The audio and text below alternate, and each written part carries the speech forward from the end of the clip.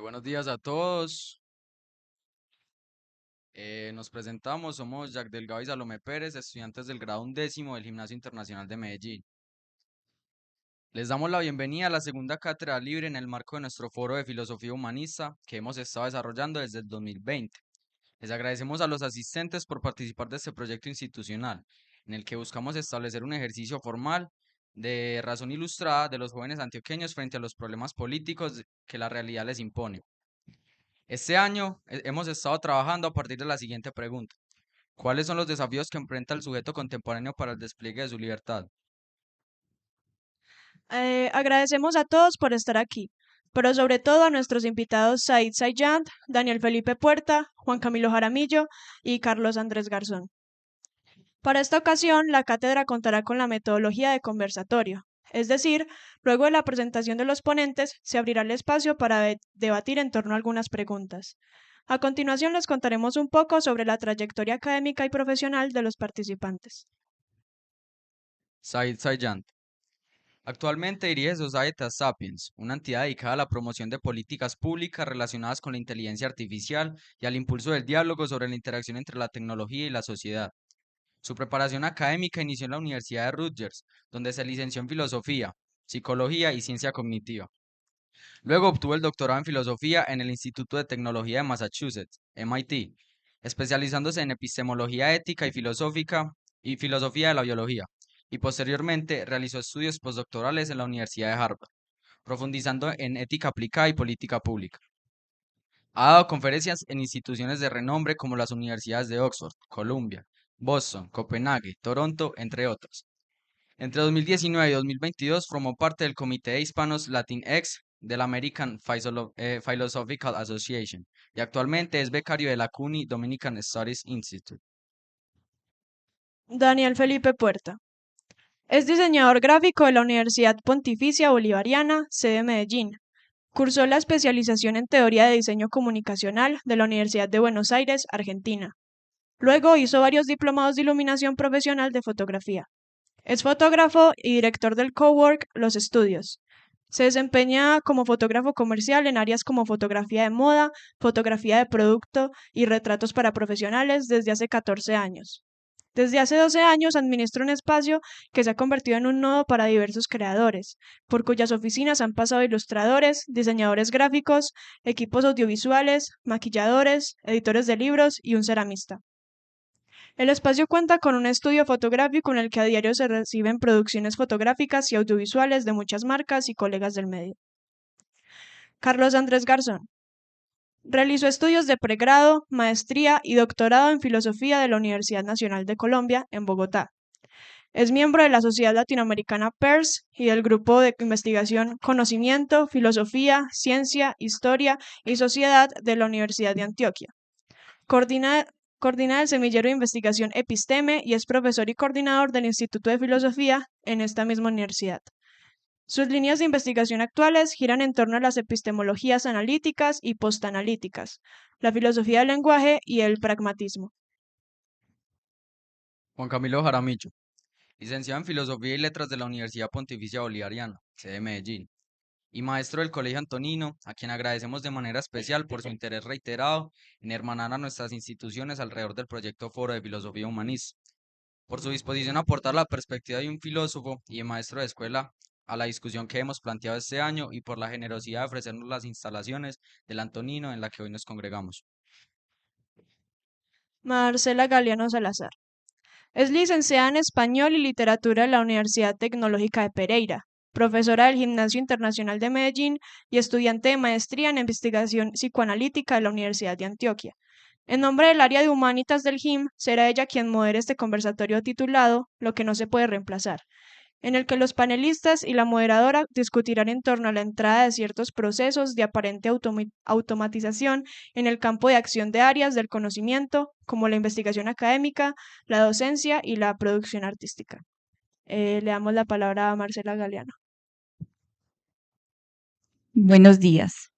Muchas gracias a todos y todas por asistir y muy especialmente a nuestros invitados que nos están acompañando hoy para tener una muy rica discusión seguramente alrededor del tema del Foro de Filosofía de este año, que ya, como lo presentaron Jack y como todos lo conocen, está titulado Una nueva libertad, reflexiones en torno a la creatividad, la inteligencia y la automatización del trabajo. Este conversatorio está planteado para discutir desde las diferentes áreas en las que todos estamos enfocados en el asunto de cómo empieza a intervenir o qué es lo que pasa con el hecho de que estemos viviendo en este momento en medio de unas herramientas que están avanzando rápidamente y en dónde queda el supuesto de que esas herramientas iban a liberar tiempo para el ocio, iban a dar espacio para que el hombre pudiera desarrollar otro tipo de habilidades que no fueran los trabajos automáticos, que un poco pareciera que está cambiando en este momento. Les voy a pedir tanto a los invitados y a los asistentes que por favor, como somos tantos en esta ocasión, sean tan concisos como les permita pues lo que vayan a decir a la hora de intervenir, de manera que todos puedan discutir. También para los estudiantes que quieran hacer preguntas o para los invitados que quieran hacer preguntas, pueden hacer preguntas generales para que respondan todos o pueden preguntarle a un invitado en particular según sea su formación. Bueno, para no quedar entonces, en todo caso, con la nostalgia de que la tecnología no nos está proveyendo lo que nos había prometido, em, vamos a empezar con la pregunta que van a responder los cuatro. ¿Qué valor se puede vengar hoy de herramientas como las inteligencias artificiales, las redes sociales virtuales o las telecomunicaciones? ¿Quién quiere empezar? Carlos va a empezar entonces. Bueno, en primer lugar quiero agradecerles, pues saludarles a todos y a todas, a las directivas, a los estudiantes y agradecerles la oportunidad de estar aquí y pues por haberme invitado ya por segunda vez a este evento que me parece tan significativo y tan bonito además. Eh, bueno, pues como para entrar en materia. Veníamos justamente hablando con Said sobre el uso de las IA, ¿cierto? En los espacios académicos. Y yo le venía contando un poco como la anécdota que me pasó el semestre pasado justamente en la universidad con mis estudiantes de primer semestre. En la primera clase yo les dije, empezó el boom del chat GPT, ¿no? Y yo tratando de anticiparme a muchas cosas que preví que iban a pasar, les hablé de ChatGPT, ¿no? Y para mi sorpresa, muchos de los estudiantes no conocían esta herramienta, no sabían qué era. Entonces, más o menos yo les expliqué un poco con lo que yo medio sabía en ese momento a comienzos del semestre pasado, qué era, para qué servía. Yo no ni siquiera la había usado, pero tenía como conocimiento simplemente por referencias, digamos, de gente que lo había usado o por lecturas que había hecho en la web. Eh, y pues mi intención al comienzo fue decirles como, vea, ya hay una herramienta que puede pensar por ustedes, ¿no? Básicamente. O sea, si yo les hago a ustedes una pregunta filosófica y se la ponemos también al chat GPT, él la va a poder responder, eh, incluso tanto mejor de lo que podría responderla un ser humano, ¿no? Y les explicaba más o menos cómo funcionaba el asunto de la recopilación de datos y demás. Mi intención en ese momento era eh, tratar de mostrarles a ellos que no me podían hacer trampa, ¿sí? Entonces, como pasa muchas veces en Colombia, pues uno tiene como que anticipar la trampa, ¿cierto? Porque una vez se hace la herramienta, uno ya está pensando que la gente va a usarla para mal. Entonces, yo lo que quise hacer en esa ocasión fue eh, prevenir la trampa diciéndoles como, bueno, no quisiera que sus trabajos o sus parciales los hicieran con esta herramienta, sino que hubiese un ejercicio muy consciente de parte de ustedes, un esfuerzo, digamos, eh, por parte de ustedes para potenciar, digamos, su capacidad de reflexión con respecto a los temas del curso que vamos a ver, que es teoría del conocimiento. Bueno, el curso empezó a avanzar y al final, en la entrega de trabajos finales, empecé a darme cuenta que el uso de la herramienta era cada vez más común dentro de mis estudiantes, ¿sí? Al punto tal que tuve que empezar a usar una herramienta adicional que fue la herramienta de identificador de IA, ¿no? Eso ya, así como existe el ChatGPT, entonces también existe la herramienta que identifica cuando algo se hizo por una IA o no, ¿no? Y les da más o menos una probabilidad de qué tanto pudo haber sido escrito por una IA o no. Y entonces ahí me pilló un montón de trabajos que habían sido escritos con la herramienta. Para mí fue al comienzo una gran decepción porque, pues, en filosofía, sobre todo, pues de lo que se trata es de estimular el pensamiento y que la gente piense por sí misma. Cuando confronté a algunos estudiantes que habían usado este tipo de herramienta, algunos de ellos me sorprendieron diciendo que, bueno, algunos aceptaron que sí, que no habían tenido tiempo, que les quedaba muy difícil, que no sé qué, y pusieron la pregunta del parcial en el ChatGPT y generó pues un documento. Y otros sí me dijeron que lo habían usado, digamos, con otro propósito. Por ejemplo, el de corregir, por ejemplo, su gramática, corregir la ortografía, ¿no? Y ahí me empecé a dar cuenta que la herramienta tiene un montón de funcionalidades que están más allá de la posibilidad de hacer trampas, simplemente, ¿no? Yo siempre lo pensé como que, ahora me van a plagiar y no me voy a poder dar cuenta ni siquiera, ¿cierto? Pero uno se empieza a dar cuenta más o menos por las formas de escritura y demás. En todo caso, para mí fue un grato aprendizaje darme cuenta que la herramienta no es lo que está mal, ¿sí? Como lo pensé de entrada cuando la conocí, ¿no? Sino que lo que está mal o lo que puede llegar a estar mal es el uso de la herramienta con respecto a ciertos propósitos, ¿no? Eh, yo no soy un usuario muy eh, fiel de ChatGPT todavía. Le contaba yo a Said que la uso sobre todo para corregir, por ejemplo, cosas que escribo a veces en inglés, ¿no? Porque mi inglés no es muy bueno, entonces simplemente trato como de pulir un poco la escritura allí y entonces también pienso como, bueno, pero luego si esto pasara, esta corrección que hice pasara por un identificador de IA, pues me saldría que fue hecho por una IA, ¿cierto? Y entonces ahí podría ser acusado de plagio o algo así, ¿cierto? Que ha pasado mucho en muchos contextos. Bueno, pero simplemente para motivar ahí la discusión, esta anécdota la cuento simplemente para mostrar que realmente a veces tenemos como un cierto miedo desde el punto de vista de la academia a lo que se puede hacer en los procesos de aprendizaje con este tipo de herramientas.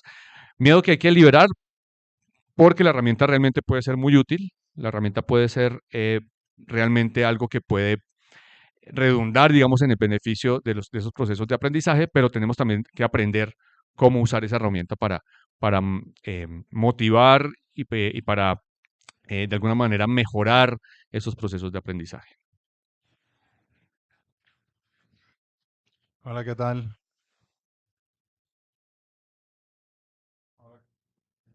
Ahí, ahí. Hola, ¿qué tal? Gracias por invitarme. ¿Se escucha bien ahí?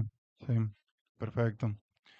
Entonces, con respecto a lo que yo creo que es el valor principal de la inteligencia artificial, uno debe de iniciar tratando de definir a qué uno se refiere con inteligencia artificial.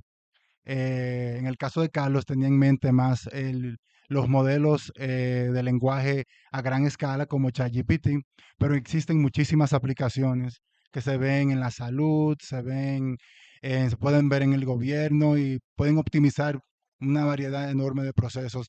Ustedes utilizan inteligencia artificial todos los días, aunque no utilicen ChatGPT cuando hacen una búsqueda de Google, por ejemplo, que por eso es que arroja los resultados más relevantes, porque aplica un tipo de inteligencia artificial.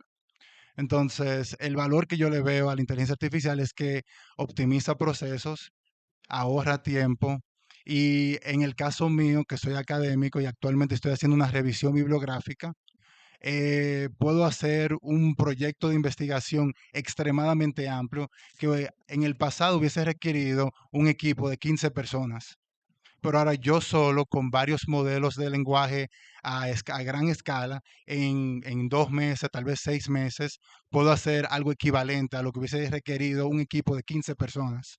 Entonces, el valor es que ahora la productividad del individuo es aumentada de una manera increíble. Y a lo contrario de Carlos, yo Mi inglés es mejor que mi español, entonces le perdono si tengo algún error de expresión, le pido que me perdone, le pido de culpa, pero esa sería mi respuesta a la pregunta general sobre toda la inteligencia artificial, que qué valor tiene. Bueno, nos ahorra tiempo, optimiza procesos y nos ayuda a tomar decisiones mejor informadas y poder capturar mayor valor de sus actividades cotidianas porque nos incrementa la productividad de una manera increíble, si uno sabe utilizarla, y por eso es que es muy importante aprender a utilizarlas. Gracias. Le voy a dar la palabra a Daniel en este momento, que además es bien interesante su participación aquí porque tiene como oficio la fotografía, que quizás nosotros sí tenemos, porque yo comparto en gran medida lo que dice Carlos en tanto docente, ya vamos a escuchar también a Juan Camilo, pero sí me interesa o sí nos interesa a todos saber cómo está impactando las nuevas tecnologías o las nuevas herramientas en otros campos más artesanales, en la fotografía, en la pintura, que ya también pareciera que no se trata solamente o en primer lugar de una optimización de los recursos o de una alza en la productividad, sino de una suerte, pues esa es la amenaza catastrofista de siempre, una suerte de reemplazo del trabajo humano. Entonces, Daniel. Hola, hola, buenos días, ¿cómo están? Eh, Muchas gracias por la invitación. Eh, bueno, primero quisiera empezar diciendo que eh, uno siempre opina como desde su contexto, entonces eh, lo veo como desde hace unos años, pues porque todo este desarrollo de las redes sociales y ahora recientemente la inteligencia artificial viene dándose, digamos, para el público general los últimos 15 años. Entonces, eh, desde un punto de vista que hay que considerar es cómo son las dinámicas de la vida desde antes y ahora. Eh, el ritmo de producción, eh, la velocidad en la que nos comunicamos y todo esto. Entonces, esto mismo tiene las consecuencias en decir en la creación artística, en la que tenemos ya estas nuevas herramientas, digamos, cada vez más al alcance de todos, eh, pero tenemos siempre un humano detrás, como alguien que le da la orden, la función para crear algo. Entonces, el valor es que lo podemos ver, sí, como una herramienta que nos va a ayudar a optimizar tiempo, como decías, a ser más productivos, eh, digamos, a algunos procesos repetitivos, optimizarlos, hacerlos más rápido. eh, Como un ejemplo, ahorita en fotografía, es decir, uno crea un montón de material de archivos y la selección misma de la fotografía toma mucho tiempo. Entonces, por ejemplo, se ha desarrollado con inteligencia artificial, uno educa al software qué tipo de fotografía le gusta a uno elegir y él va aprendiendo, ¿sí? Eh, y entonces es un proceso que puede demorar 1 o 2 días el escogiendo las fotos para un cliente. Ya uno le da los comandos y después se va a almorzar y cuando regresa ya están las fotos seleccionadas. Entonces hay que verlo como una herramienta que nos permite, pues nos facilita el trabajo y eh, también esto de la inteligencia artificial hay que verlo como mm, que también tenemos, es una herramienta que está en constante aprendizaje, que de eso se trata. La inteligencia artificial va, se alimenta de mucha información para darte una solución, una respuesta. Entonces, ese es otro valor es cómo se alimenta la inteligencia artificial y la diferencia de cómo analiza los datos respecto a cómo lo analiza el humano. Bueno, creo que está bien. Bueno, antes, muchísimas gracias por la invitación a estar de este lado de, el foro. Mm, el valor, sí, pues creo que es claro que uno de los valores principales que tiene, tomando ese valor como algo positivo, es el hecho de que reúne el trabajo de muchas mentes en- y reduce también el tiempo empleado para realizar cualquier actividad, ¿sí? Lo que decías tú, ya no se necesitan tantas mentes, tantos seres humanos haciendo esta labor, ni conocer, dedicarle tiempo a hacer unos cálculos y a recopilar unos datos porque ya están ahí. Pero ahí hay un riesgo en una palabra que ustedes usaban, es la productividad. Bueno, de ahí yo qué voy a hacer con eso, ¿sí? Si el valor es que al final voy a hacer, o los seres humanos vamos ¿cómo se dice? Vamos a producir, ¿sí? A producir, pero en un nivel económico, muchísimas cosas, no sé, habría que, pienso yo, tener muchísimo cuidado entonces esa productividad en ese sentido, ¿a dónde me va a llevar?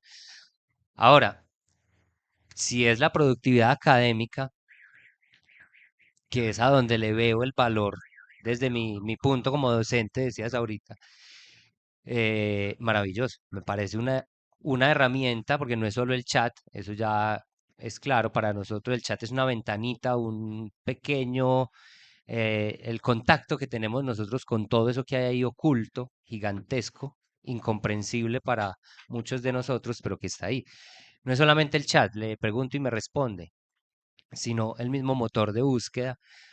Me atrevería, no sé, si me equivoco, me corrige alguien que sepa, que se podría reducir de una manera muy arbitraria todo lo que hay ahí de inteligencia artificial, lo que se entiende por toda esa máquina de inteligencia artificial a un buscador muy eficiente y muy amplio. ¿Sí? Me da respuestas que yo estoy buscando también, por eso lo reduzco a un buscador. Entonces, desde mi lugar, me parece que el mayor valor que tiene es esa posibilidad de tener la información que me tomaría como académico, como profesor y a ustedes como estudiantes, recopilar días o incluso no tendrían la guía, pues se supone, según las cuentas, que ninguno de ustedes nació sin internet, ¿cierto? Nosotros sí nacimos sin internet.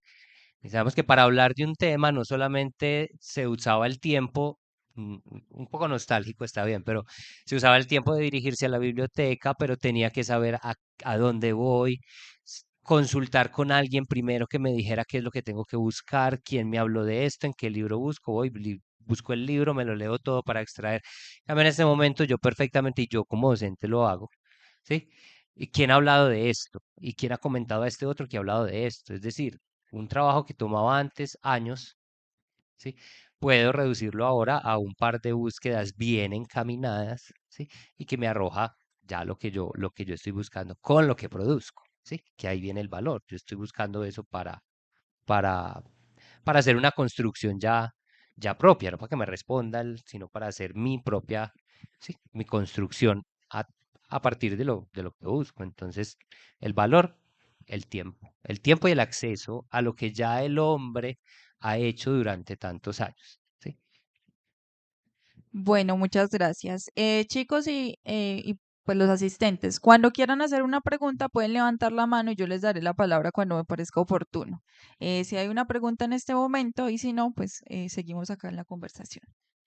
Bueno, yo quisiera señalar mientras van aquí, ya hay una manito levanta, Camila, adelante.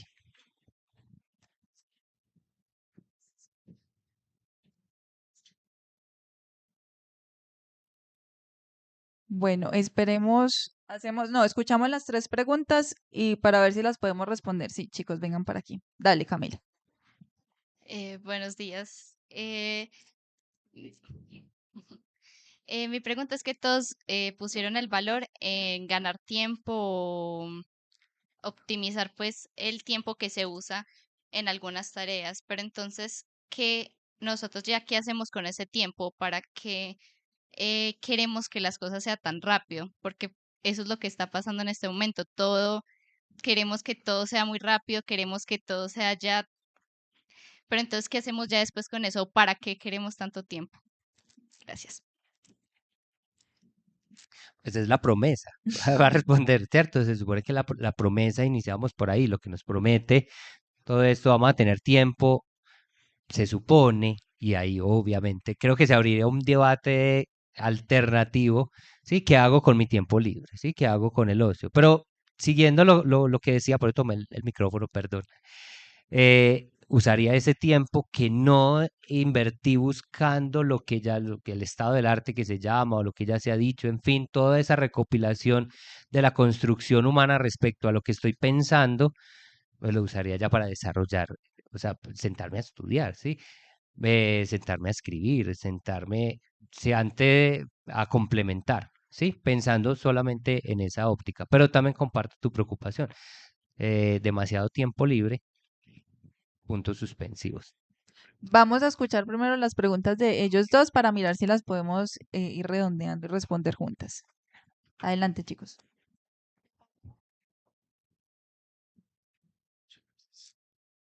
Eh, buenos días.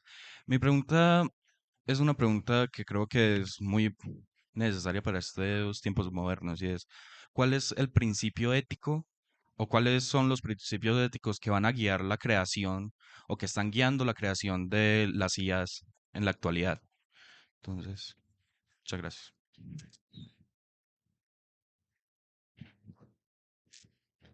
Buenos días. Mi pregunta va ligada a algo muy parecido que dijo Carlos, y es referente hacia cómo podemos asegurarnos que una inteligencia artificial a nosotros nos engaña,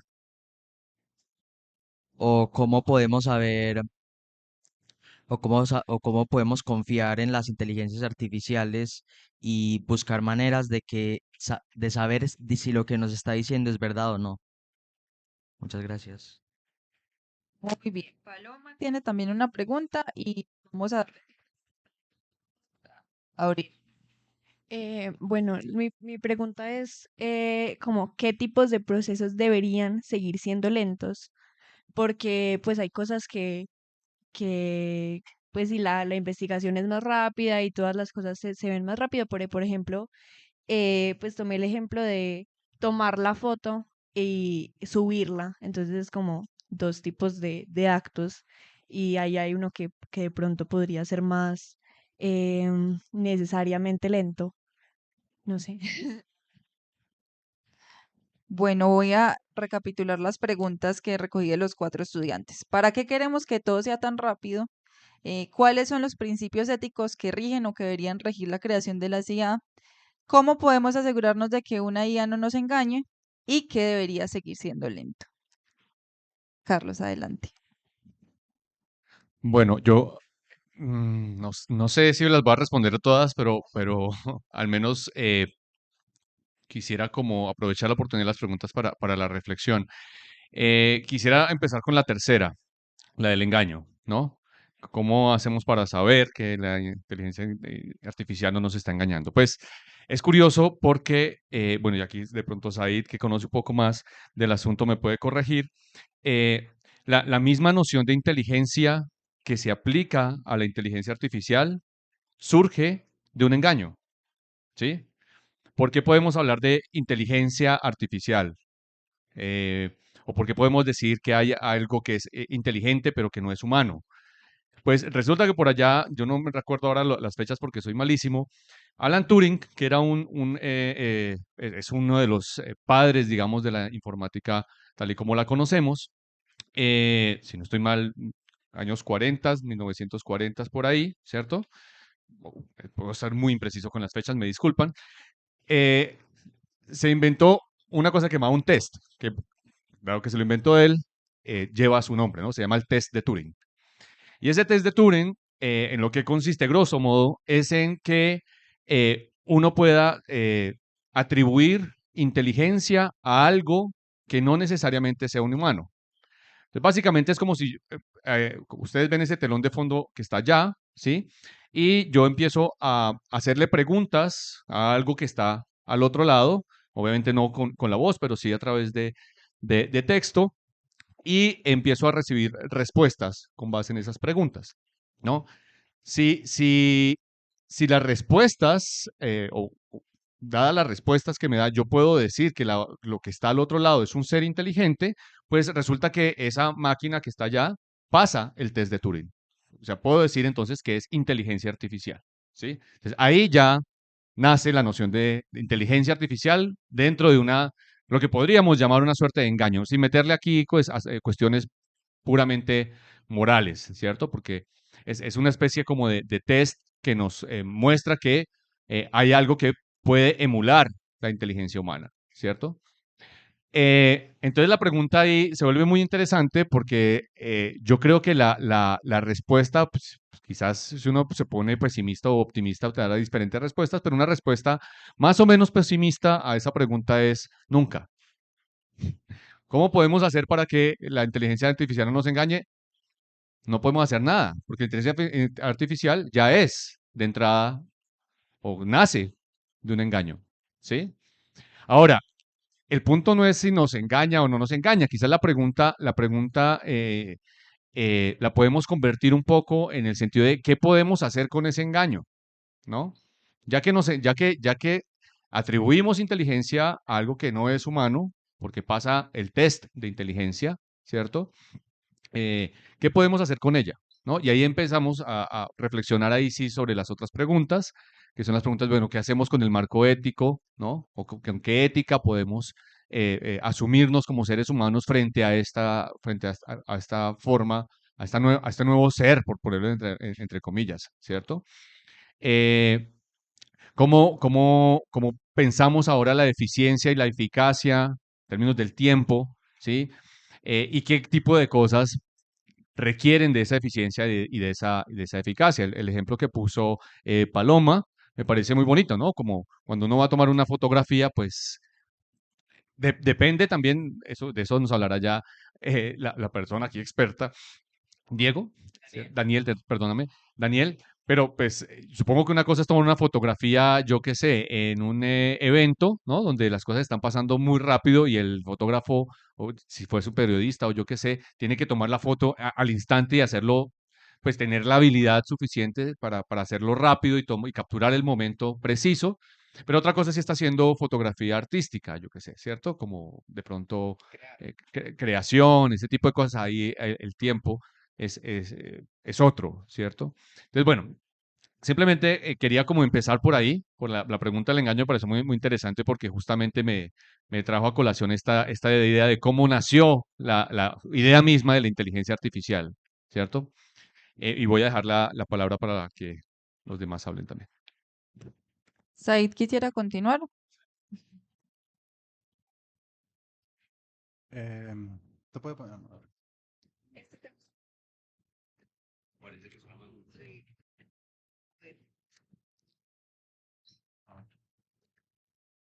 Sí, entonces, déjame yo recordarme de las preguntas. ¿Qué podemos hacer con el tiempo extra que nos ahorra la inteligencia artificial?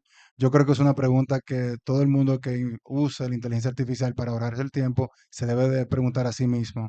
Y dependiendo de sus deseos y sus creencias, debe de tomar una decisión. Eso es un problema individual que yo creo que el individuo que se ahorra el tiempo sabrá qué hará con eso.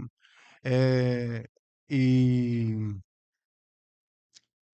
y otra pregunta asociada a eso es la de qué debe de seguir siendo lento. Yo creo que una manera muy buena de escribir la filosofía es pensar en cámara lenta, que uno va paso por paso, revisando toda la inferencia, tratando de investigar los supuestos de su per- eh, pesquisa, y yo creo que la filosofía en particular no se debe de acelerar. En realidad creo que el sistema actual académico, a través del cual los profesores pueden avanzar en su carrera solamente publicando artículos, es un proceso que es un poco contraproducente en el caso de lo filosófico y posiblemente en más ramas del conocimiento humano. Entonces yo creo que hay ciertas cosas que se hacen mejor lentamente y la filosofía es una de ellas.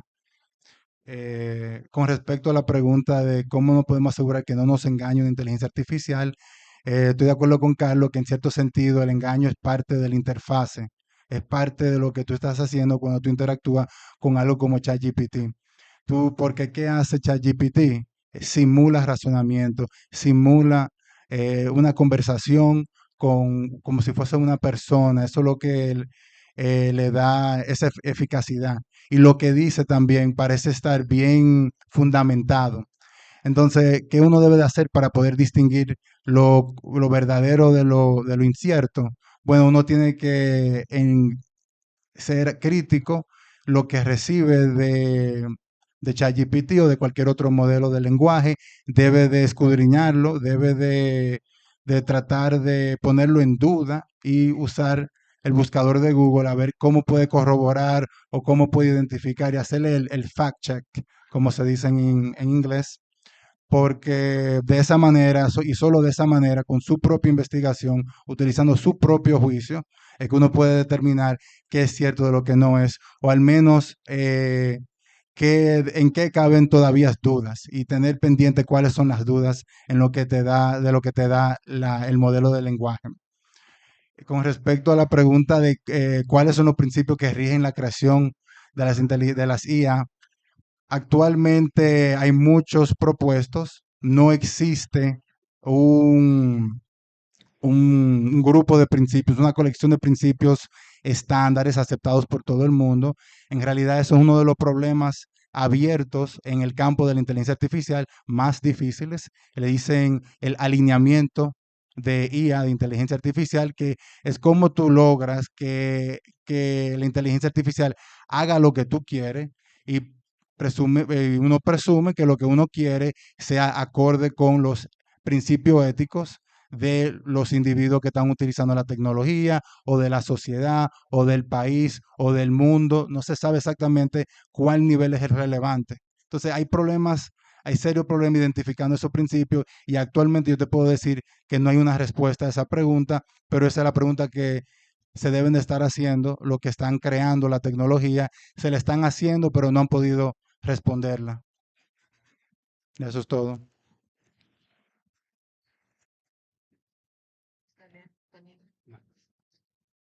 Eh, bueno, estoy de acuerdo con lo que dices sobre el tiempo libre que nos va a quedar como consecuencia del uso de estas herramientas. Al verlo como un asistente nos va a optimizar tiempo, entonces vamos a tener tiempo cada uno de pensar en qué queremos usarlo. Esto a nivel personal, pero a nivel, digamos, social o político, podemos pensarlo sobre si nos tenemos que preguntar sobre las jornadas laborales tan largas y se pueden reducir, eh, cómo, cómo esto va a cambiar este tema. Esa es un tema. Y respecto a lo que preguntaban sobre la creación en sí, ahí hay que, digamos, podemos ver, preguntarnos dónde está el disfrute de la creación artística.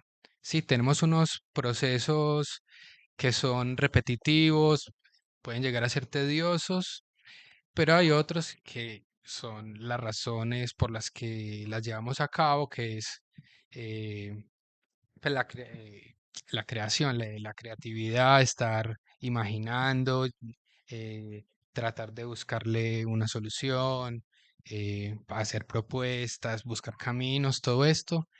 Digamos que en estos pasos es en los que está el disfrute. En un sentido nostálgico, eso pasaba cuando llegó a irrumpir, por ejemplo, la fotografía digital versus la fotografía análoga. porque antes era toda la fotografía análoga, pero los procesos eran muy caros, muy lentos. eh, entonces, obviamente, digamos, los clientes, el mercado va a querer que trabajes más rápido, que bajen los costos, todo esto,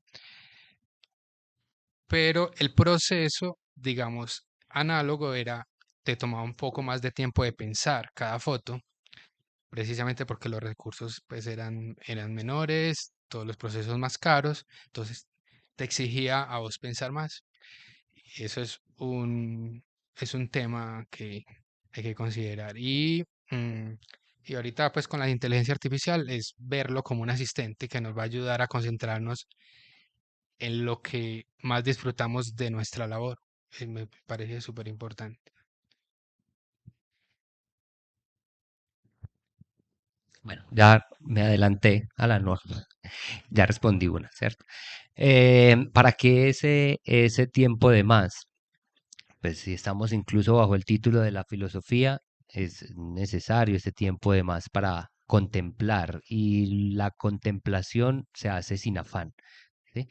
Entonces ahí la respuesta a la otra pregunta de demorarse en qué o por qué demorarse o qué debería ser más lento, obviamente la contemplación, que sí, esta mm, cascada de información constante nos va metiendo a nosotros también en un nivel, a nivel de la vida, en ese acelere, acelere, y uno tiene que decir también en unos momentos pausa, contemple, contemple, si no solo consuma ese montón de datos que le está arrojando esta super máquina inteligente, sino para y contemple, ¿sí? Analice y puntualmente con lo que estaba diciendo ahorita, pues lea todo lo que se encontró, ¿sí? Si estoy hablando de que me ahorro un montón de tiempo buscando, entonces me queda un montón de tiempo para para contemplar, que en este caso sería, sí, leer, pensar, parar y volver a, vuelvo y tomo el concepto de la promesa que nos hacen estas máquinas, eh, parar y tomarme un café, es muy nostálgico lo que sea, tomarme un café y mirar y escuchar los pajaritos que tengo,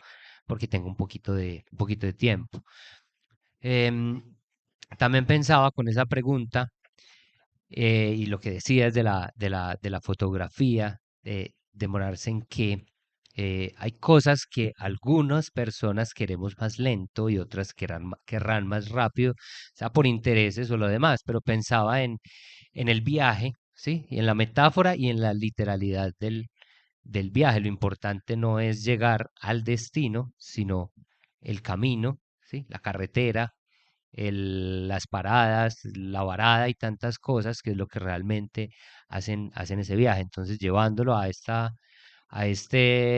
panorama, a este contexto, habrán cosas, coincido con ellos, ya depende de cada quien y de sus intereses en lo que se quiera demorar.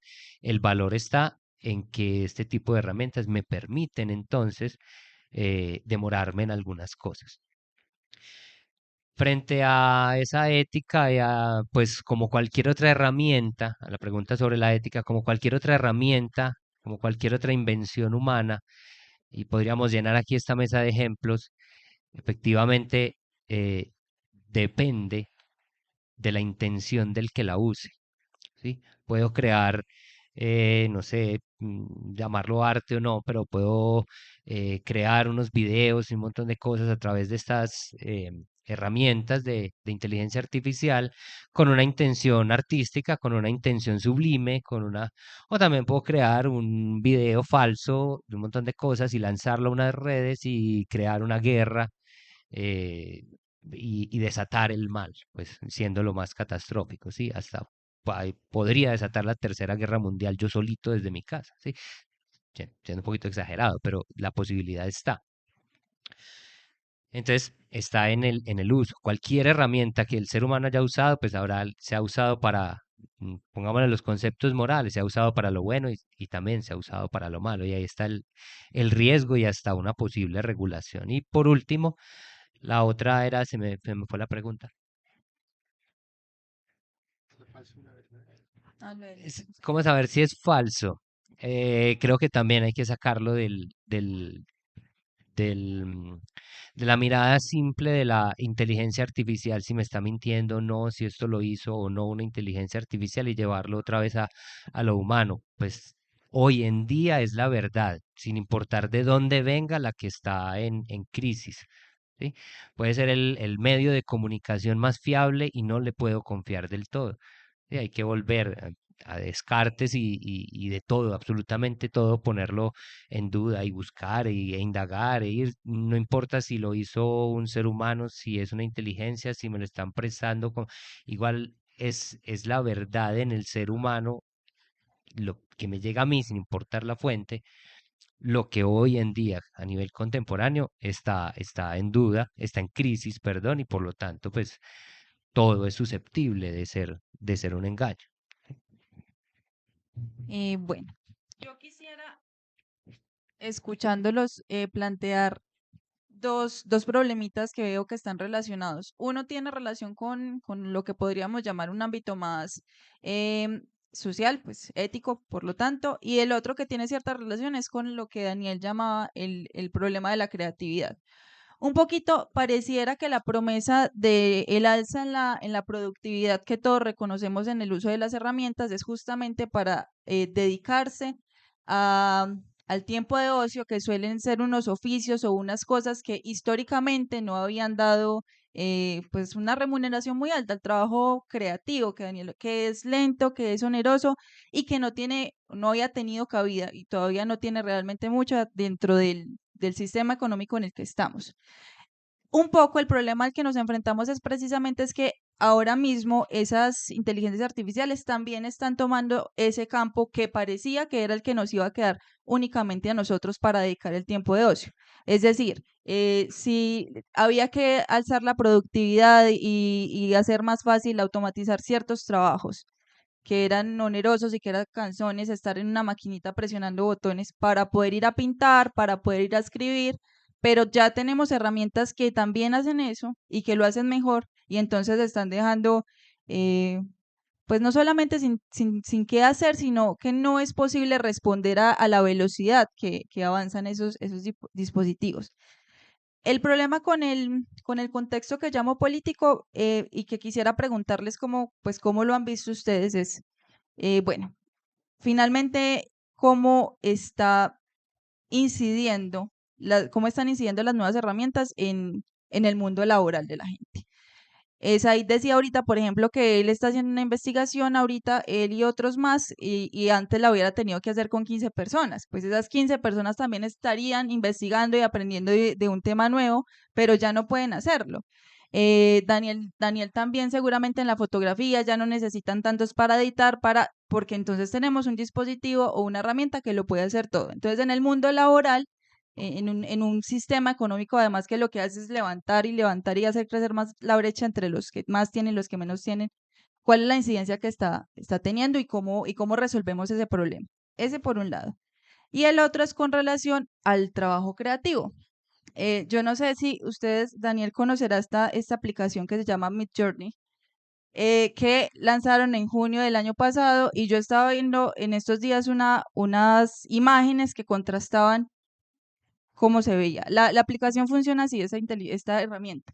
Uno escribe qué imagen quiere, cualquier imagen, y se la construye. Y uno le puede ir haciendo correcciones como si fuera fotografía, como si fuera pintura. Ya de hecho ha sido utilizada con esa herramienta se han construido portadas de periódicos. Entonces ese trabajo que era creativo eminentemente, pues que era lo que nos iba a quedar a nosotros, pareciera también que se está desdibujando. Eh, ¿Qué deberíamos hacer nosotros ahí? O sea, ¿cómo asumimos que incluso con lo que era para los humanos, pues ya nos están desplazando? Insisto, esto es como la amenaza catastrofista, pero... y vamos a empezar al contrario esta vez, Juan Camilo.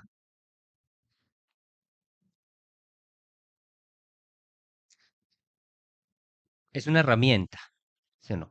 Todo esto lo entendemos o lo debemos entender como una herramienta. Y como tal, pues a nivel de la creatividad y del arte, pues nos abre otras posibilidades. No creo que lo reemplace, no. Incluso, pues usted, algunos, ¿no? Han mencionado que lo hace mejor calcula, sí, es una calculadora magistral y encuentra la información, sí, muchísimo más rápido. Y mejor que algunos si escribe, ¿sí? Y mejor que algunos dibujará. Pero si pensamos en la humanidad, creo que no, le falta mucho para igualarnos y decir que está haciendo lo mismo y que seremos reemplazables. En oprimir un botón, claro, de acuerdo, ¿sí?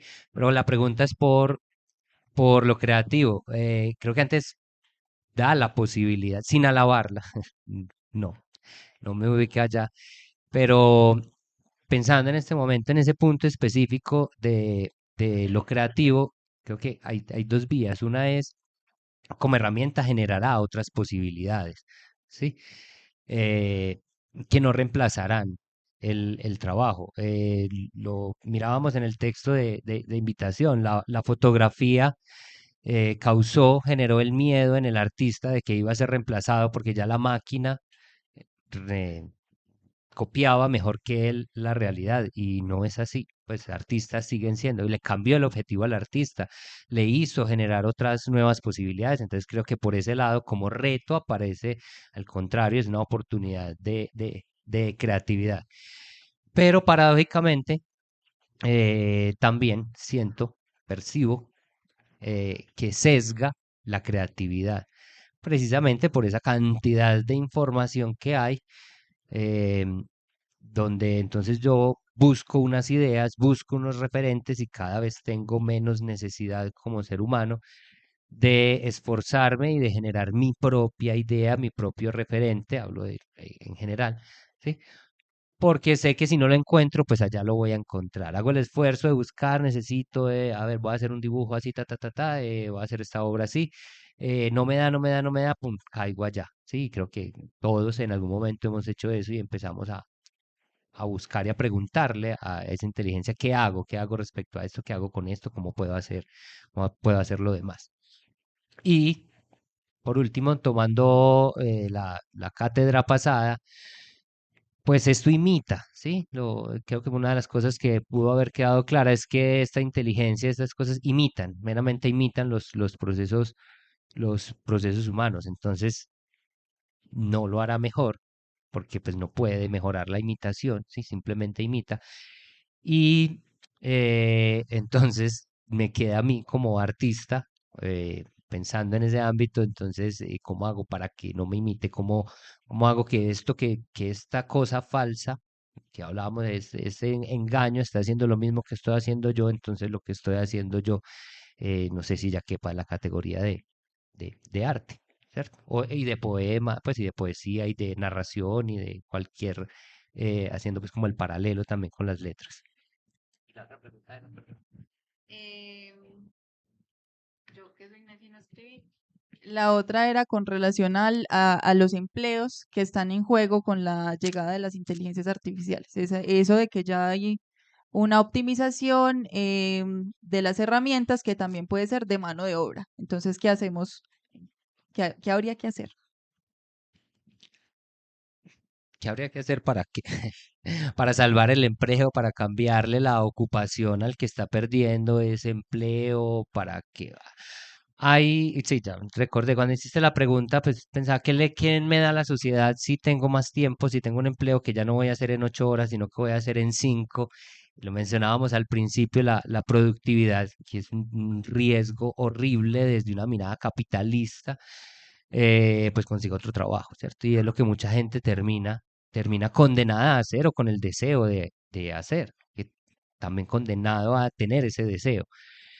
Em, Realmente, ¿qué empleo, si vamos a eso, se puede, sí? Perdón, no se puede reemplazar, que era la pregunta, pues, que con la que abríamos y la que da el tema de este encuentro. Creo que aquella que requiere de un diálogo, de una narración, mm, con la vida del otro. Por ejemplo, creo que nosotros los docentes no somos reemplazables, ¿sí? Porque no somos fuentes de información, somos fuentes de otra cosa, no la mera información y la experiencia. Entonces, en ese punto, no, o reemplazarme, no. No, toda esa profesión que tenga que ver con el contacto humano por empatía, donde me entienda, donde tenga yo una historia, tú tu historia, y esas dos historias generen algo, ¿sí? Eso nunca va a ser reemplazable, ¿sí? Eh, lo demás, si es en términos de ser productivo y de ser efectivo, seguramente sí. Pero ahí ya entra es otra pregunta, si debería entonces ser efectivo y productivo.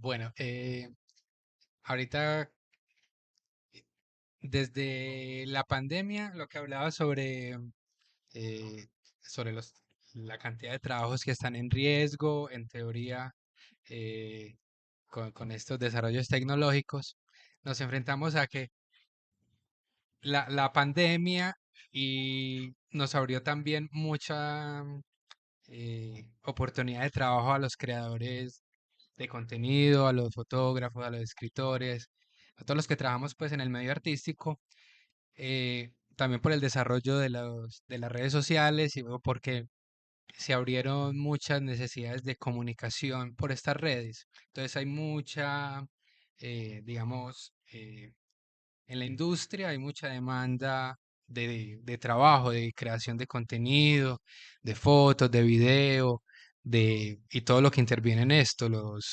eh, los que escriben los guiones, los ilustradores, es todo un montón de personas que trabajan esto, los que hacen la ropa, muchas labores. Entonces, ahorita estamos en un punto muy bueno en el que hay alta demanda y estamos ante la irrupción de la inteligencia artificial que ya nos amenaza con que nos va a quitar todo esto. Eh, pero entonces, ¿cómo podemos tomarlo? Eh, Uno es que tenemos tantos canales de comunicación, y si tenemos unas herramientas que nos van a permitir crear mucho material, una consecuencia que uno se imaginaría que va a pasar es que va a haber mucha más cantidad de información disponible. Entonces, ¿qué va a ser relevante ahí? ¿Y cómo puedo hacer relevante mi mensaje? Es realmente eh, la pregunta que nos hacemos desde las artes, porque como herramienta, viendo la inteligencia artificial y todo esto, es simplemente una herramienta que nos ayudan a llevar a cabo pues, la tarea que tenemos. Pero el mensaje es lo que nos hace fuerte para destacarnos, lo que nos da la satisfacción, eh, más allá pues de lo económico. Said.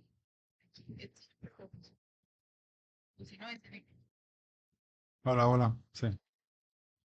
Pues con respecto a la pregunta de la creatividad, yo creo que la inteligencia artificial es para eh, agregar a lo que dijo Juan Camilo, eh, es una oportunidad para el artista. Ha nacido una nueva tecnología para crear arte. Es un medio nuevo. Es como si acabaran de inventar la pintura y el pincel. Entonces, ahora hay una oportunidad artística sin precedentes. Y yo creo que eso es algo eh, bastante bueno para el arte. Y comprendo que eso también baja el costo para muchas personas que a lo contrario hubiesen contratado a alguien para hacerle sus elementos visuales o lo que sea. Pero creo que el haber creado esta tecnología y darle un modo nuevo de expresarse al artista vale la pena, aunque se pierdan esos trabajos. Eh, y también creo que hay ciertas artes que siguen eh, que no tienen la amenaza, no es tan grande como si tú eres un pintor, tal vez sería mejor enfocarte en la escultura, que inteligencia artificial que hagan escultura al nivel de un artista, eso está en su infancia, la robótica es la rama de la inteligencia artificial que se ha desarrollado menos de todas las ramas. Entonces, mi recomendación es, si tú tienes habilidad también para crear esculturas, pues enfócate en eso, no te enfoques en arte como, si digamos, fotografía o, o pintura, asumiendo que tú no te interesado en utilizar las herramientas nuevas, porque ahí viene quiénes son los que van a perder los trabajos, los que no saben utilizar las herramientas buenas de una manera nuevas, de una manera eficaz, creo yo. Esa sería mi perspectiva sobre eso. Con respecto a lo de el desplazamiento laboral y las consecuencias económicas, en el caso de mi investigación, que hubiese requerido anteriormente 15 personas para llevarlo a cabo, digamos, eso fue un ejemplo, no se hubiese financiado. Si hubiese requerido un equipo de 15 personas, no se hubiese hecho el proyecto de investigación. Entonces aquí viene lo de generar y aumentar la productividad. Entonces la pregunta que se están haciendo los economistas hoy en día es si estas tecnologías van a incrementar la productividad por un 20%. ¿Qué implica eso? ¿Que 20% de los empleados van a perder su trabajo o que va a haber una productividad o que simplemente va a haber productividad incrementada por 20% sin empleados perder trabajo, asumiendo que pueden, tú sabes, aprender a usar la tecnología nueva? Entonces, ese es el dilema, así que se lo están presentando ahora mismo los economistas y no se sabe exactamente qué es lo que va a pasar. Probablemente va a haber una dinámica distinta dependiendo de la industria y se tendría que ver en detalle la situación en cada industria para uno poder llegar a un entendimiento un poco más claro de lo que puede pasar en el futuro. Bueno, a ver, con respecto a la pregunta sobre la creatividad, digamos, coincido con lo que ya han dicho los demás. Eh, Quisiera ponerle como otro enfoque y de nuevo trayendo un poco a colación las anécdotas de mis clases, ¿no? Cuando le comentaba a un profesor sobre la posibilidad de que los estudiantes hicieran trampa con las herramientas digitales, con las IA y demás, uno de los profesores ya de edad, él, decía como no, nos va a tocar volver a hacer los presenciales y a mano, ¿no?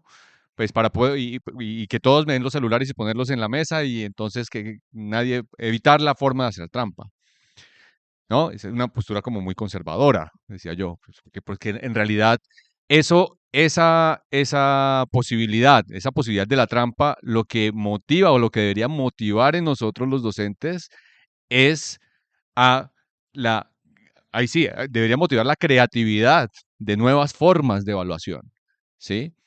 Eh, yo me he matado, pues, Jens es estudiante mío en la universidad y puede dar fe de esto. Yo me mato haciendo los parciales, ¿sí? Porque yo ahora los paso por ChatGPT para ver si realmente el chat no los puede responder, ¿no? O sea, me ha tocado sentarme en ese proceso creativo. En ese sentido, las nuevas herramientas se vuelven un desafío, ¿cierto? De creatividad también, ¿no? Y a mí dentro de mis procesos de aprendizaje con mis estudiantes me toca ser creativo para ver cómo ahora elaboro una pregunta de modo tal que el estudiante la pueda resolver en su casa y donde incluso la herramienta digital o la IA sea una limitante, ¿no? O hacer una pregunta que no pueda ser respondida, ¿sí? De una manera tan clara por una IA. ¿No? Entonces ya no puedo hacer preguntas históricas, porque si las preguntas históricas, pues abro Wikipedia y ahí está cualquier dato, ¿no? Eso ya no sirve de nada. ¿No? El acervo de datos ya está disponible, por eso yo soy tan malo con las fechas. Perdón. El asunto Creo que el asunto de la creatividad también está por ahí, ¿no? Cómo las nuevas tecnologías nos motivan a nuevas formas de pensar el mundo también, ¿sí? Y eso es creatividad. El punto ahí es, creo yo, es cómo podemos hacer para estar siempre un paso adelante de todo eso, ¿no? Las versiones más conservadoras del asunto y más apocalípticas del asunto también dicen, no, en algún momento la IA o las herramientas van a estar adelante de nosotros. ¿Y qué quiere decir que están adelante de nosotros? Pues que van a controlar y donde hay control hay poder, ¿sí? Entonces vamos a vernos disminuidos en nuestra capacidad de ejercer las acciones con base en nuestras propias capacidades, porque va a haber una inteligencia que está adelante de nosotros y que va a estar controlando, digamos, los hilos de nuestras conductas y demás. Entonces, si ese es el punto, uno, yo creo, y en eso sí nos diferenciamos todavía, por fortuna, creo yo, de la CIA, es cómo generamos la capacidad desde la creatividad para estar adelante de la IA o de las herramientas digitales, siempre con el objetivo de que seamos nosotros quienes mantengamos el control de esas herramientas y no las herramientas el control. No que sean las herramientas las que ejercen el control sobre nosotros, ¿sí? Nos la pasamos, por ejemplo, pegados al celular, ¿no? Hablando ahora del tiempo libre, ¿no? Ahora vamos a tener más tiempo libre, pero ¿qué tiempo libre si vamos a estar pegados a otra IA, ¿no? Chismoseando la vida de otras personas a través de diferentes redes sociales, ¿no? ¿Quién está controlando a quién ahí realmente, ¿no? Entonces, el buen uso del tiempo es también condicionado a una reflexión sobre el buen uso de la herramienta y también está condicionado también a pensarnos como seres humanos que deben estar siempre adelante de esa tecnología, porque si no, caemos en una forma que podríamos llamar de tiranía de la tecnología, ¿cierto? Em, y con respecto a lo social, bueno, que está también profundamente ligado con esto y con la creatividad, pues así como digamos, la historia de la humanidad está dada en función de las necesidades, ¿cierto? A medida que hay a medida que hay trabajo o el trabajo surge en función de una necesidad, ¿sí? Y las herramientas lo que nos están mostrando es que cosas que parecían antes necesarias y que requerían de mucho tiempo ahora se resuelven fácilmente y quizás ya no se necesita alguien para realizar ese trabajo y eso lo que nos motiva es a pensar o a repensar nuevas necesidades, nuevos trabajos, ¿sí? Piensen simplemente con el surgimiento de los computadores, pues emerge una nueva profesión, que aquí llamamos ingeniería de sistemas, ¿no? O en otras partes de informática, ¿no? Y eso brindó la oportunidad de dar nuevo trabajo y una nueva forma también de pensar el mundo. Entonces, yo creo que no hay que tenerle miedo a esa idea de que la inteligencia artificial o las herramientas digitales de algún modo van a acabar con ciertos trabajos. No, pensémoslo de manera optimista. Va a motivar nuevas formas como diría Marx, ¿no? Como nuevos medios de producción, ¿cierto? Nuevas formas de trabajar, nuevas formas de relacionarse con el mundo, pero siempre teniendo en mente que hay que estar delante de esas formas. Es decir, siempre, yo creo que sí hay que tener un temor, es el temor al poder. Y creo que como seres humanos tenemos la capacidad de controlar aquello que creamos, sino que lo que creamos nos controla.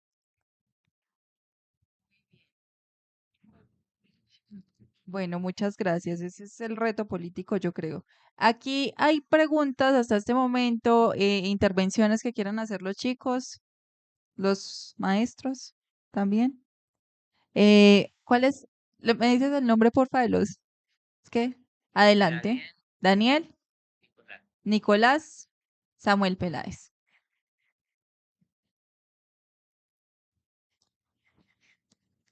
Los escuchamos a los tres de una vez. Hola. Esta pregunta tiende bastante a la ficción.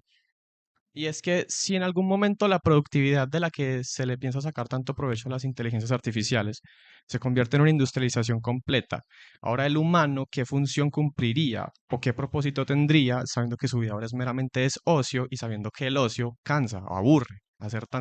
Tener tanto tiempo libre, luego cansa, luego aburre. ¿Qué función tendría el humano? Eh, bueno, mi pregunta es que si en algún momento creen que pues la inteligencia artificial puede llegar a reemplazar al humano en el, en el ámbito artístico, porque primero que todo la inteligencia artificial es incapaz de expresar sentimientos y el humano siempre ha tenido la necesidad de expresar sentimientos, por eso es que nació el arte.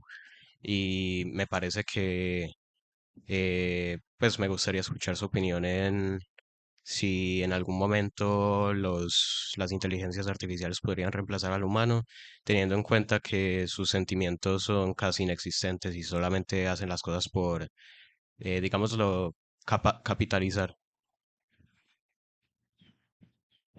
Listo, buenos días.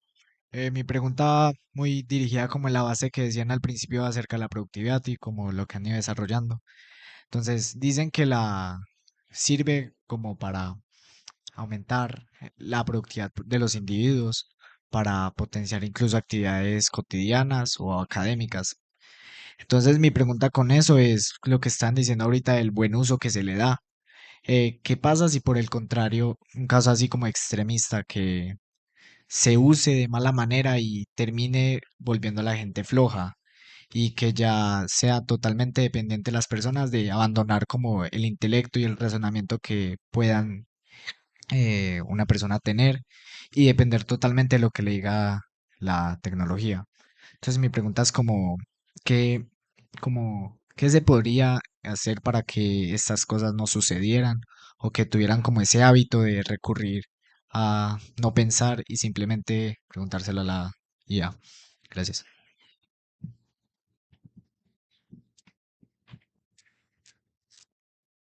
Bueno, sí, Juan Camilo, adelante. Gracias por ofrecerte. Va a responder primero si la IA o esto reemplazaría al ser humano, que estaba ligada con la otra, y fundamentalmente al artista. Creo que la pregunta iba hacia allá, si reemplaza como tal al, al artista, y pues creo que Nicolás mismo tiene la clave de la respuesta, y no, precisamente por eso, porque la creación humana está ligada a unos sentimientos, a unos dolores, a una experiencia de vida, no solamente a una experiencia estadística y matemática o a unos datos, sino realmente a una vida que está llena unos objetos, ¿sí? Unos seres contingentes que están ahí, que me dan sentido y que me ubican y que yo estoy aquí en este lugar, en este momento, en este espacio, en este tiempo. Todo eso adicional a mis sentimientos hacen que yo produzca, ¿sí? La obra, sea literaria, sea el tipo de producción que sea. El artista pues no imita, simplemente no copia la realidad, sino que le hace una crítica y genera molestia y genera ruptura con lo que está establecido. ¿Sí? Grandes ejemplos, pues todos los grandes artistas han hecho una ruptura en su momento. Em, la inteligencia artificial, pues como es simplemente un cálculo y una respuesta muy bien programada, no tiene esa habilidad, no puede incluso intuir y adelantarse a otras cosas, no es capaz de criticar, no es capaz de criticarse a sí misma, ¿sí? Es incapaz de criticarse a sí misma, cosa que sí hacemos los seres humanos, y que es lo que hace el artista. ¿Saben? Un par de artistas contemporáneos, Bansky y ¿cómo se llama el otro? Que su objeto ya de crítica y siguen haciendo, no son obras a nivel técnico maravillosas, las que muchas de las que ponemos en las lecturas de filosofía. ¿Cómo se llama, Mari? Para el nombre exacto. Pero, ¿cuál es, a dónde va su obra? A criticar la inteligencia artificial, el Facebook, los celulares, las redes sociales, los sistemas políticos contemporáneos. O sea, igual Kuczynski, ya, Powell Kuczynski. Mm, porque tiene los sentimientos, como decía Nicolás, siente frente a eso, entonces, ante la misma herramienta y puede que usando la misma herramienta. Es que el mismo Photoshop es una herramienta antigua, viejita, que usa una inteligencia artificial. Pulime aquí, pues no es lo perfecto, ya hay una carga ahí de un montón de aprendizaje, entre comillas la palabra, que me ayuda a pulir. En el mismo celular, mejorar la foto, ¿sí? Puede que hasta con esas mismas herramientas esté criticando, ¿sí? Esté haciendo esa ruptura frente a lo que está establecido. Entonces, no será reemplazable. Y a José, no llegará el momento en que reemplace, ¿sí? La máquina al ser humano. Si eso llegara a pasar, pues ya no tendríamos, ¿sí? Ya no existiríamos como seres humanos, ya seríamos otra cosa, entonces no tendríamos, creo yo, un propósito, un fin, como lo planteabas desde la pregunta.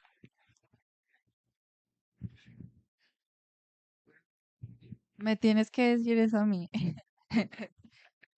Sí, Ernesto, adelante.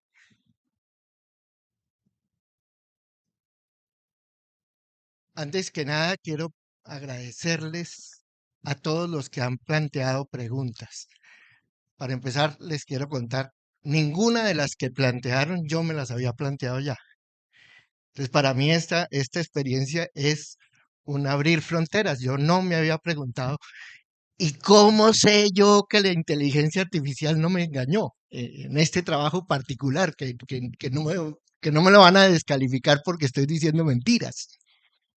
Esa es una pregunta que no me había hecho, pero creo que es la primera indispensable. Y así con todas las demás. Esta última, ¿hasta qué punto, cuándo, bajo qué circunstancias podemos imaginar que algún día la inteligencia artificial pueda reemplazar, y lo que Nicolás pone es reemplazar el sentimiento en la estructura de la creación? Esa pregunta yo la vengo trabajando mucho antes de que existiera la inteligencia artificial, hace por lo menos 60 años. Yo tengo 70. Esa pregunta es crucial, pero no me voy a refugiar en la respuesta, en mi opinión, muy optimista de Juan Camilo. La respuesta, chicos, es que ya la inteligencia artificial ya desplazó al humano y ya desplazó al creador. ¿Por qué? Porque la forma como la inteligencia artificial controla al ser humano hoy, no es que va a llegar a controlarlo, no es cierto que los humanos, la humanidad ni los humanos, ni siquiera, ¿cómo se llamaba el de Cambridge Analytica? ¿Cómo se llama el dueño que terminó en la cárcel? O bueno, cualquiera de los creadores, de los dueños de las empresas que crean IA. Ni siquiera ellos tienen control sobre el fenómeno de lo que hoy podemos constatar materialmente que ocurre, que es lo que el psicoanálisis hace tiempos llamó el vaciamiento del sujeto, la reducción de los sujetos humanos a la miserable condición de individuos.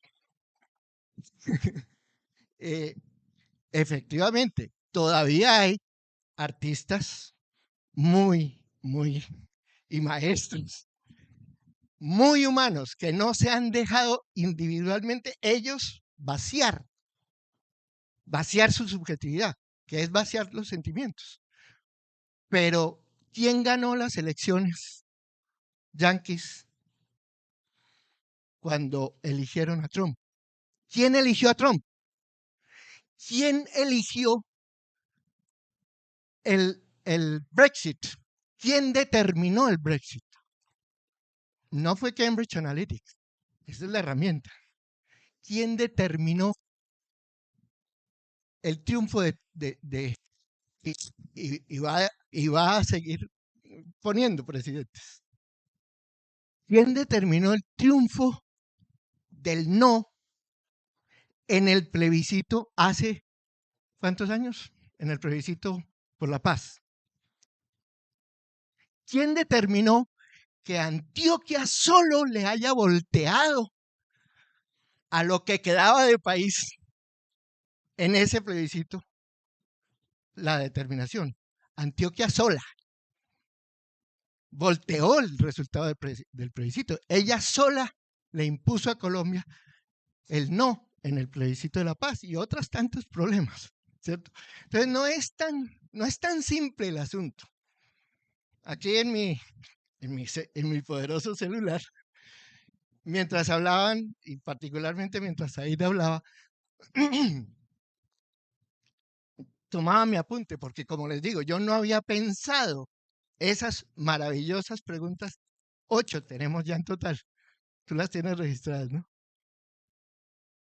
Esas son preguntas muy valiosas. Para mí, por lo menos, como les digo, es abrir fronteras.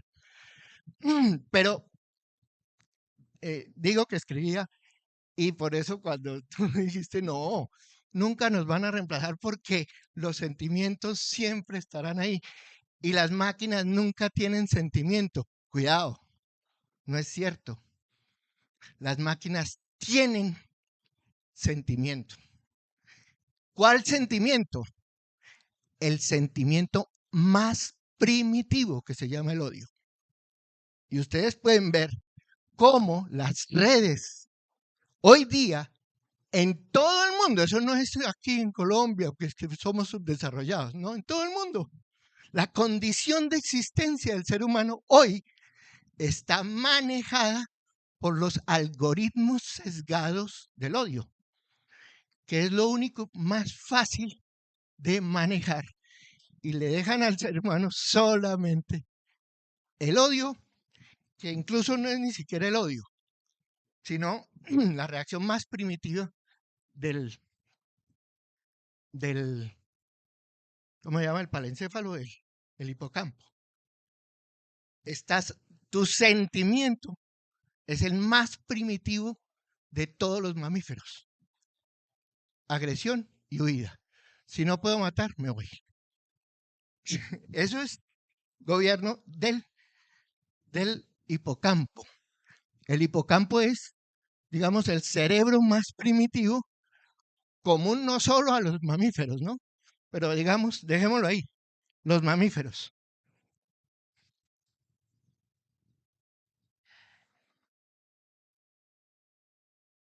Habemos, ¿cierto? 4 entonces. No mentiras, habemos muchos, ¿sí? Y creo, tomando pues como argumento y como punto de partida la incapacidad, digamos, de voluntad que tiene la máquina, pues para mencionarlas a todas juntas en un solo concepto, esa incapacidad de voluntad propia y de autoconciencia, ¿sí?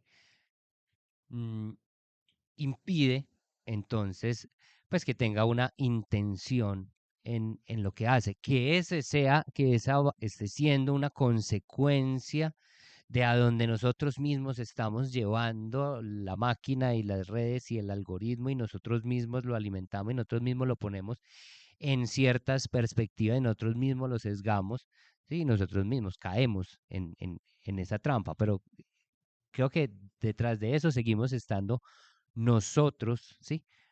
Nosotros mismos. No siento, como lo decías tú ahorita, que va adelante en la carrera y nosotros vamos atrás creo que hay sí, hay un sometimiento al algoritmo. De hecho, ante la pregunta que daba el título al conversatorio, que no se puede reemplazar, pues de las notas que tomé también en, en el celular, que lo hice a propósito, mm, ponía el libre albedrío. Eso no se puede, pero hay que cambiarle la conjugación al verbo. No se podría, no se debería, ¿sí? No se debería reemplazar. Lo está haciendo, sí, pero creo o siento, lo percibo nosotros mismos, ¿sí? No, no a través de las redes y de los likes y de los me gusta y del algoritmo como tal. Claro, se elige a Trump, pero fue la inteligencia artificial, la máquina, la que decidió por sí misma: voy a modificar eso para que este señor quede aquí, para que en Colombia no se lleve a cabo esta decisión. No, creo que es una consecuencia, sí, evidentemente, de lo que estamos haciendo nosotros, y pues nosotros mismos la estamos alimentando, ¿sí? Pero aún por eso, porque no tiene un propósito por sí misma y no tiene una conciencia de sí misma, y el resto de lo que ya dije, su experiencia y su conciencia del entorno, y en la medida romántica, para usar las palabras que también son Nicolás, sus sentimientos, ¿sí? Pues todavía no. Entonces, para llegar a un concepto. Todavía no, creo que falta mucho, ¿sí? Pero cuando llegue y ya esa máquina intencionalmente nos reemplace, no seamos nosotros los que nos reemplacemos voluntariamente o por obligación por esa máquina, pero nosotros mismos, entonces pues ya perdimos nuestra razón de existir.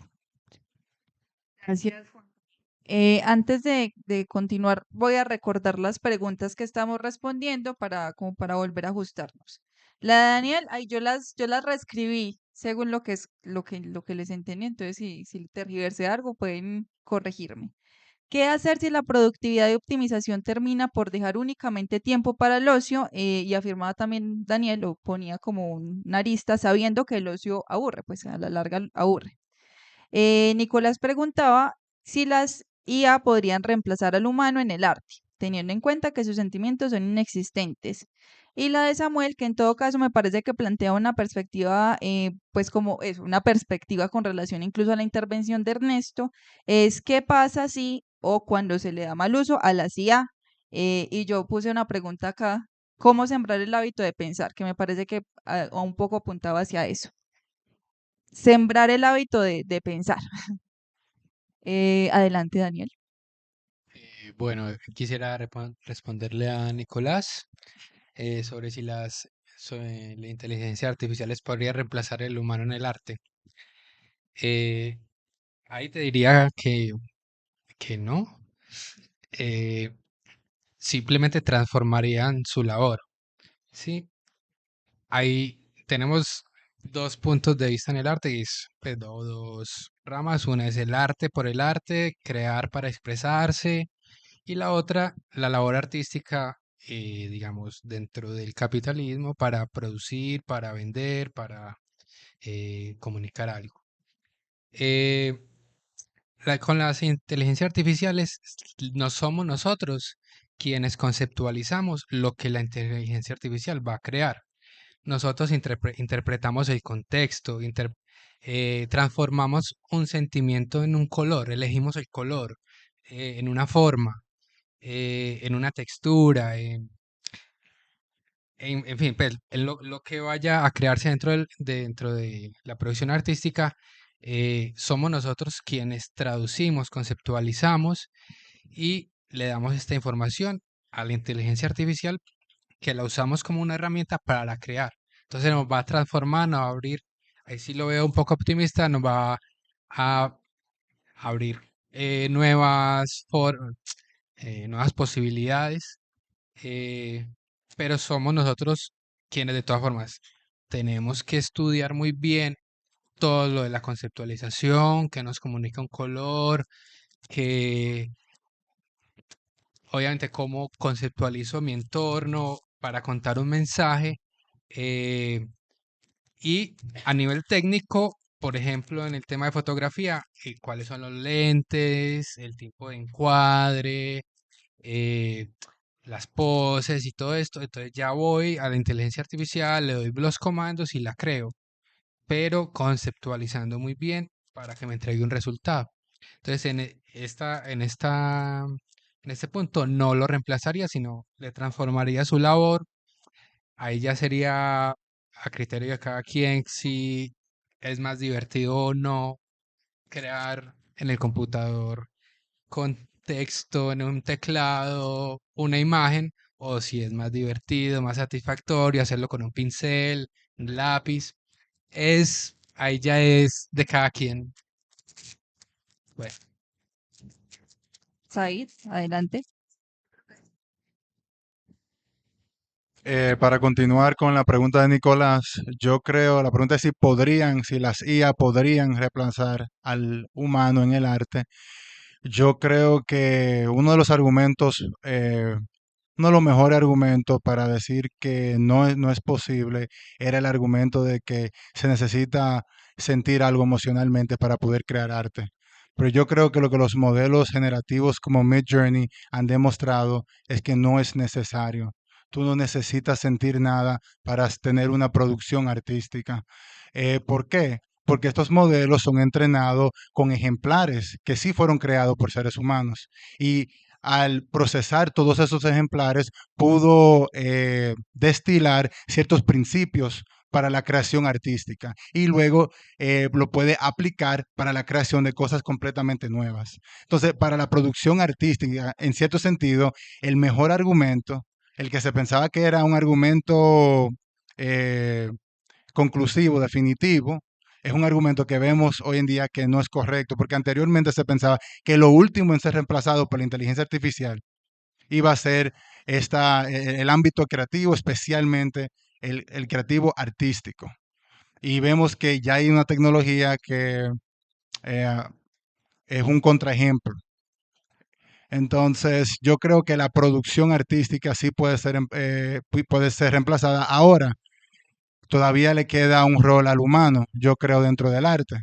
Y esa sería la innovación artística, el poder crear algo completamente nuevo, algo que no está dentro de la base de datos, la base de ejemplares de arte que fue utilizado para entrenar el modelo. Yo creo cosas que, entonces, más bien yo veo esto, además de ser un medio nuevo para la producción artística, creo que también es un desafío, como comentaba Carlos anteriormente, en el caso de ChatGPT y las aplicaciones académicas. Es un desafío para que el artista pueda crear algo que no pueda crear Midjourney y no pueda crear ninguno de los modelos generativos actuales. Pero obviamente estos modelos se van mejorando y el desafío se va a hacer más y más difícil. La pregunta para mí es, ¿cuánto tiempo tomará antes de que el ser humano no pueda ganarle a un modelo generativo en el ámbito del arte? Y yo no creo que falta tanto tiempo para eso. Pero al fin y al cabo, el arte se genera, tiene su vida en la cultura humana porque hay una necesidad humana por el arte. Entonces, siempre va a estar el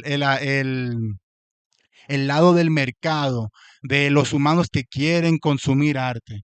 Y eso siempre se va a quedar y eso es lo que va a determinar cómo se usa la herramienta, porque al fin y al cabo es la herramienta, concuerdo por completo con Juan Camilo, no tiene autonomía. Entonces no es algo que tiene una intención, no puede actuar en el mundo por sí solo, tiene que ser dirigido. ¿Me puedes enseñar las otras preguntas? Sí, sí.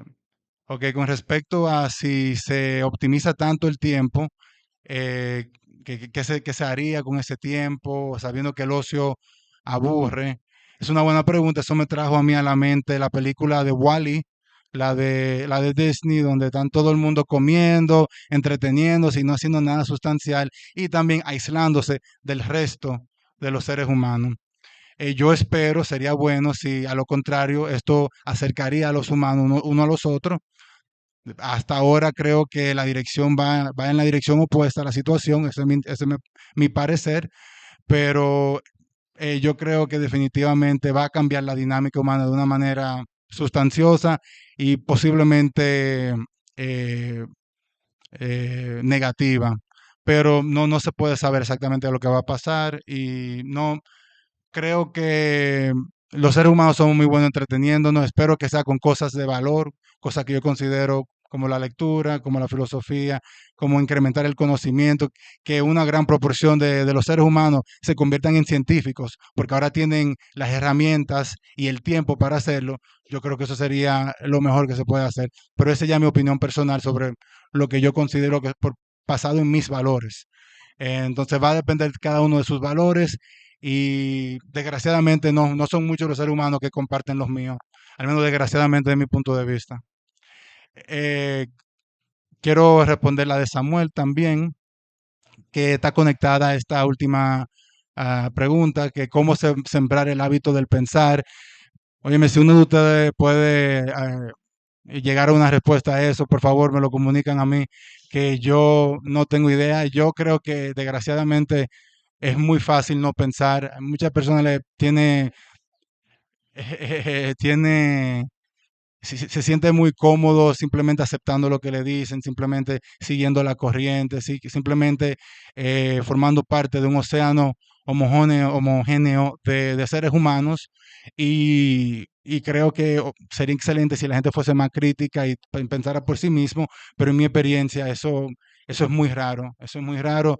Sería perfecto si fuese más común, pero yo la verdad no sé cómo pudiésemos incentivar eso de una manera eficaz. Tal vez la tecnología como ChatGPT puede tener un rol en eso, pero la verdad no tengo ninguna ideas al respecto. Bueno, quiero empezar con la pregunta del aburrimiento. ¿Qué tiene de malo aburrirse? Pues aburrirse es rico.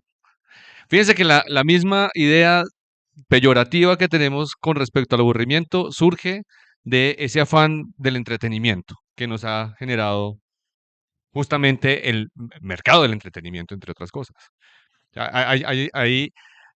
De pronto surge esa necesidad, y que seguramente ya lo han hecho, así como han hecho el elogio de la locura, pues hagamos también el elogio del aburrimiento, el elogio del ocio. Pues de hecho la filosofía nace del ocio, ¿no? La filosofía nació del ocio. Poco desocupados que no tenían nada que hacer sino pensar. Y mire lo que surgió. Entonces, aburrirse, ¿por qué no darnos la oportunidad de aburrirnos, de parar, como decía Juan Camilo, de hacer un stop? ¿Sí?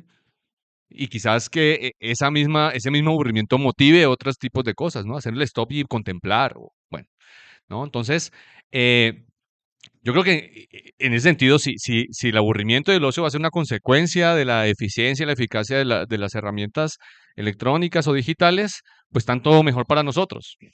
Porque el aburrimiento del ocio es la semilla de muchas otras cosas creativas también, ¿sí? Pienso yo. Eso por un lado. Por otro lado, a medida que iba avanzando como la discusión, estaba pensando también un poco en qué es lo que no puede hacer todavía la inteligencia artificial. Y ahí uno tiene como dos formas de ver el asunto, o dos formas de entender la pregunta. ¿Qué es lo que contingentemente no ha podido hacer? ¿Sí? Pero que seguramente en el futuro con el avance de la tecnología podrá hacer, ¿sí? Y otra cosa es la pregunta por qué es lo que en principio nunca jamás podrá hacer, ¿sí? Y esa yo creo que es la pregunta que se vuelve un poco más desafiante, ¿no? Con respecto a qué es lo que nos diferencia fundamentalmente de las máquinas, ¿no? Que ya es una pregunta que es tan vieja como la filosofía, ¿no? ¿Qué nos puede distinguir al ser humano de una máquina? Ahora estamos diciendo de la inteligencia artificial. Y ahí yo estaba pensando un poco a raíz de todas las intervenciones que estaban haciendo, estaba yo pensando un poco cómo se genera nuevo conocimiento. Y estaba pensando un poco en esta noción que trae a colación un filósofo de la ciencia de mediados del siglo XX, finales del siglo XX, que es Thomas Kuhn. Thomas Kuhn habla de la noción de paradigma, ¿no? Y la usa para referirse a una suerte de modelo del mundo, ¿sí? Con el cual nosotros interpretamos el mundo, ¿sí? Lo vemos de cierta manera, lo teorizamos de cierta manera. Y resulta, Kuhn decía que los cambios en la ciencia no siempre ha sido la misma. No es la misma, no es la astronomía de Ptolomeo, no es la misma que la astronomía de Galileo, ni la misma la astronomía de hoy en día. Ha cambiado. Y con eso ha cambiado no solamente la teoría, sino nuestra visión del mundo. Y cambiar nuestra visión del mundo implica cambiar nuestra ontología del mundo. ¿Qué tipo de cosas existen ahora y qué cosas ya no existen? El flojisto ya no existe, pero fue algo que en su momento se consideró como existente. Fíjense que nosotros también estamos proyectando en nuestra teorización del mundo, en nuestra forma de conocer el mundo, de teorizar el mundo, cosas absolutamente novedosas, el asunto de la innovación del conocimiento. La innovación no solamente es hacer un artefacto nuevo que sirva para facilitar la vida del ser humano, no, también tiene que ver con la innovación del conocimiento, tiene que ver también con cómo puedo yo repensarme el mundo de otra manera. Y eso, en principio, las máquinas no lo pueden hacer. Y no lo pueden hacer porque no tienen esa capacidad de innovación, ¿sí? No tienen esa capacidad de reteorización del mundo. Hasta el momento, y creo que este es el argumento de principio, no es contingente, es de principio, las máquinas recogen datos y con base en los datos procesan esos datos hasta donde podemos saber y dan una respuesta con base en lo que ya ha estado o lo que ya es existente, digamos, lo que existe como dato. Pero si algo nos enseñó Thomas Kuhn a través de la historia de la ciencia es cómo justamente las la novedad en las teorías científicas, por lo general, surgen a raíz de algo a lo cual no se le encuentra una respuesta. Tenemos un problema del que todo el acervo de información que tenemos no nos sirve para darle una respuesta. Entonces tenemos que innovar, tenemos que cambiar nuestra visión del mundo. ¿Sí? Eso fue lo que hizo Einstein, por ejemplo. ¿Sí? En esa frase tan famosa del eureka, ¿no? Que es como el bombillazo, ¿cómo se dice esto? Como el insight, ¿no? El ingenio, ¿cierto? El que se le ocurra algo que nunca a nadie se le había ocurrido, pero no desde el punto de vista simplemente creativo, de la creatividad, sino desde el cambio profundo de nuestra manera de ver el mundo. Yo tengo la confianza, si se quiere, ¿sí? De que eso nunca lo va a poder hacer una máquina. No, las máquinas pueden cambiar nuestra manera de ver el mundo, pero ellas mismas no cambian el mundo. Ellas mismas no proponen un nuevo paradigma. No tienen cómo. ¿Sí? Hay ese aspecto generativo, todavía es una limitante que no creo que sea contingente, creo que es una limitante, llamémosla lógica, ¿sí? Una limitante. Entonces, en ese sentido, creo yo que seguimos estando delante de las máquinas, ¿sí? Piensen, por ejemplo, en que nuestra visión del mundo siempre está caracterizada por conceptos, y los conceptos mutan, los conceptos cambian. Lo que era un planeta para Aristóteles no es lo mismo que un planeta para nosotros hoy en día, ¿sí? Los conceptos evolucionan. ¿Y gracias a qué evolucionan? Gracias a las dinámicas culturales, a las dinámicas sociales, ¿sí?